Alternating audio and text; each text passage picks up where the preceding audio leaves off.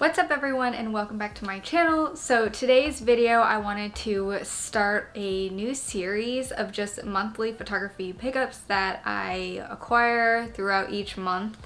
And I'm not really sure how this is gonna go in terms of how much content will be available each month because truthfully I don't typically spend a ton of money on photography gear each month. But this month was a pretty big one for me because I did a ton of reevaluating of the current gear that I had going into 2021 and seeing which gear was really working for me, what gear wasn't, and I did research on what I wanted to invest money into and what was going to serve me a little bit better than what I currently owned. So I did end up picking up quite a few items this month. Now, I typically don't spend this much or acquire this many new items on photography gear each month, but I did this month, kicking off 2021 strong, and I figured I would just take that as an opportunity to share it with you all because these are items that I had been researching for quite a while, and I guess January was the month that I decided to get them all that were on my wish list.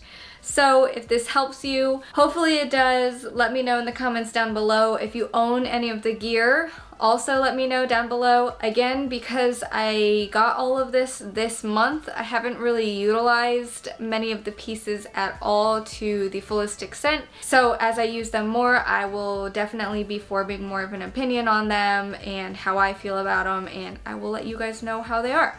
So without further ado, let's get into the video. Alright, so starting off with camera gear.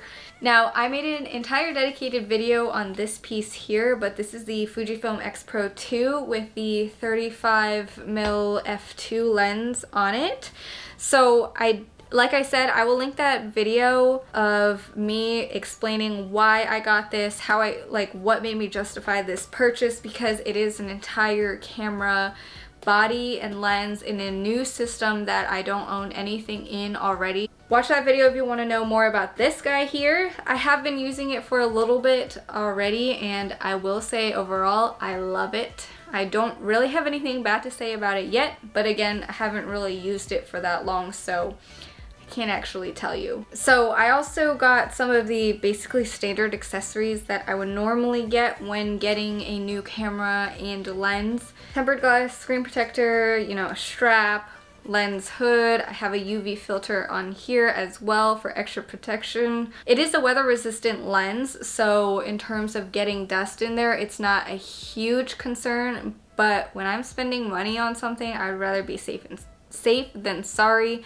The screen protector also came with a little shutter button, so I have one of those. So like I said, watch that video if you want to know more about this camera and why I picked it up, and I'm sure there will be more videos that I put out in the future about this camera. So this next piece of gear has a little bit of explanation behind it, and primarily that is I ended up swapping out one of the previous lenses in my camera gear for this lens here, and that is the Olympus 45 f1.8 lens.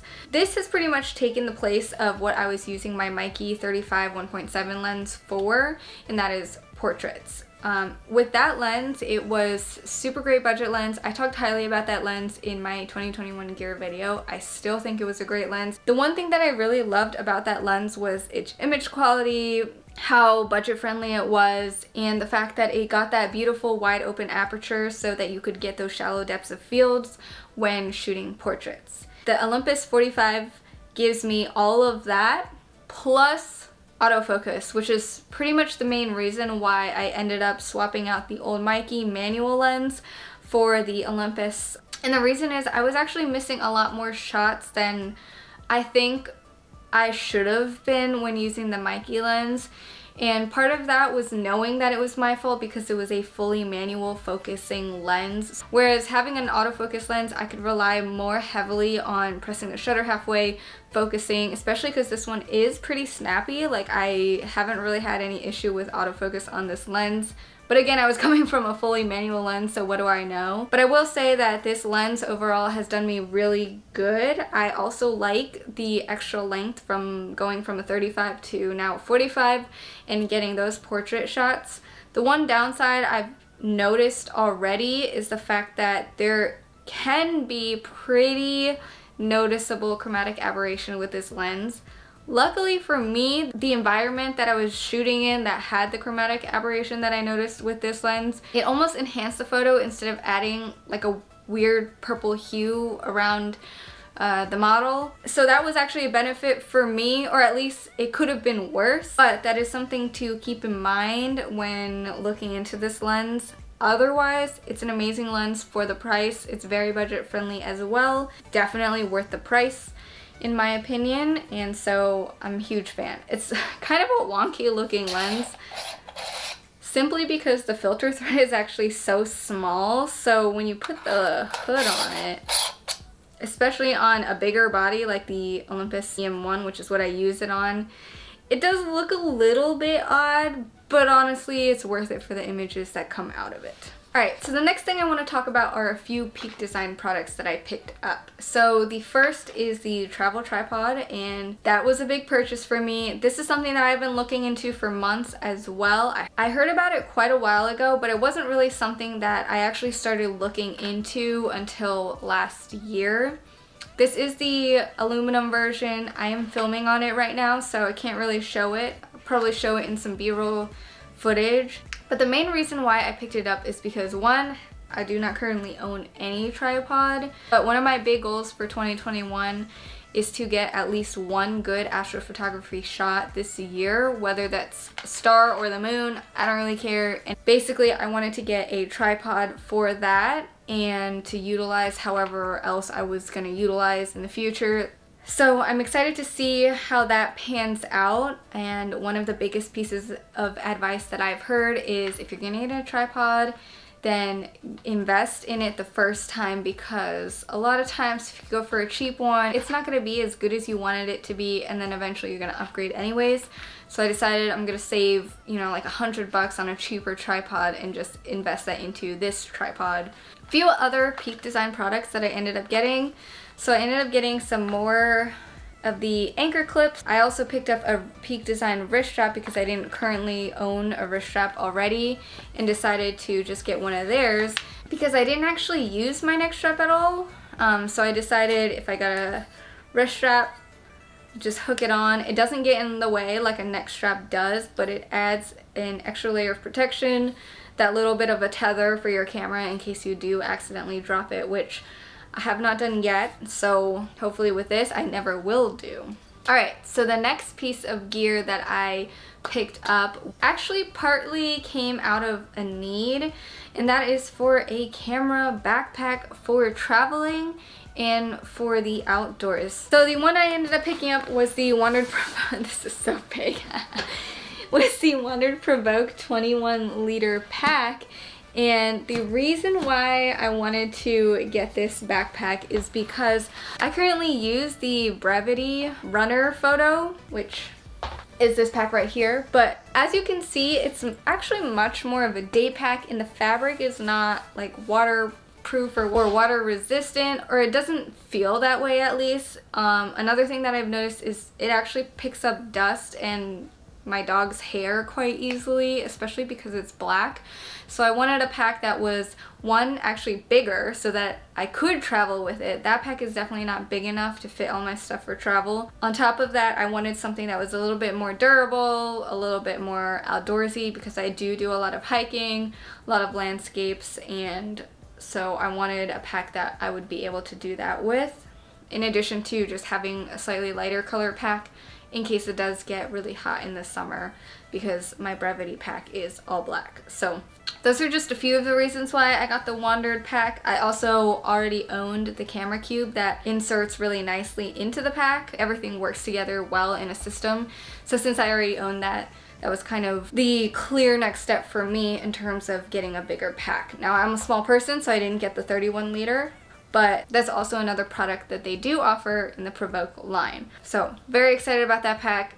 Been eyeing that for months now.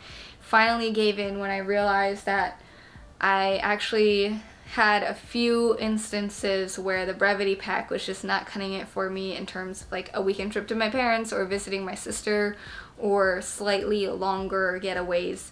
But the brevity pack is still really great for just a day shoot. So the last item that I picked up this month was this little photo book. I ordered this guy off of Shutterfly. There are probably better places to order your photo books or anything like this off of, but one of the big things for me has always been printing my photos, whether they are iPhone memories or higher end photos that I just wanted to see on paper. This one I called Redefining Home just because I moved states officially for the first time of my entire life. So I went through some stuff mentally where I was just trying to figure out like, this doesn't feel like home quite yet, now it's starting to feel like home. So I wanted to print this book out and call it that because these two are basically my home now, and I just wanted to keep on paper this memory of one of the outings that we did together recently. Just pretty much a medium format film roll. Highly recommend printing your work if you can. I ended up getting this for like 10 bucks, I think. 11 bucks, free shipping and everything. So yeah, big fan of printing your work, and this was the one that I finished up at the end of December but ended up coming in this month in the mail, so I really love it. It's just a great way to kind of see your work on paper, especially if you are trying to sell prints in the future. Just see your like piece of art basically in a different format and not just on a computer or on Instagram. Highly recommend doing this. Again, it's super low cost if you find the right places, if you find coupons and stuff. It doesn't need to be expensive. It doesn't need to be a book. It could just be the 4x6 prints, which are pretty cheap to get nowadays. I'm very excited. So those are all of the items photography related that I picked up in the past month, and I'm really excited to start using a lot of these. So I hope you guys enjoy this video. I hope there's something in here that maybe you're interested in or are now interested in researching yourself and seeing if it would be a good addition to your kit. Be sure to give this video a thumbs up if you enjoyed it. Subscribe if you've liked my content so far. I've done some behind the scenes of film shoots and just sit down videos talking about different things, and I definitely plan on continuing the same style of videos in the future. So let me know if that's something you want to see, and like I said, I will see you guys in my next video. Bye.